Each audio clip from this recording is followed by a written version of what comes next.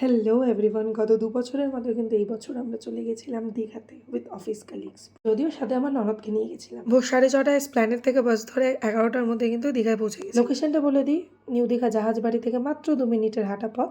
আমরা কিন্তু হোটেলে চেক আউট করে বেরিয়ে ডাব, কচুরি এগুলো বাইরের থেকেই খেয়েছিলাম, বাট ডিনার করেছিলাম হোটেলের রেস্টুরেন্ট রয়েছে। হোটেলের নাম সোনাঝুরি, দেখতেই পাচ্ছ।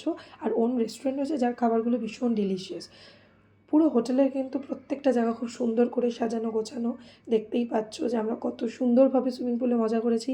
পুরো মজা বা সব কিছু দেখার জন্য কিন্তু আমার বড় ভিডিওটা প্লিজ চেক আউট করো। দেখো রুফটপের যে ওদের সুইমিং পুল, তার সেই জায়গাটা কত সুন্দর করে সাজানো। আর এই রইল রুমসের রেট, ইচ অ্যান্ড এভরিথিং। সব ডিটেলস আমি তোমাদের বড় ব্লগে বা পরবর্তী মিনি ব্লগে দিয়ে দেবো, তার জন্য কিন্তু ফলো করতে ভুলো না। আর মোটামুটি রিজনেবল ছিল, প্রাইস নিশ্চয়ই তোমাদের জানাবো।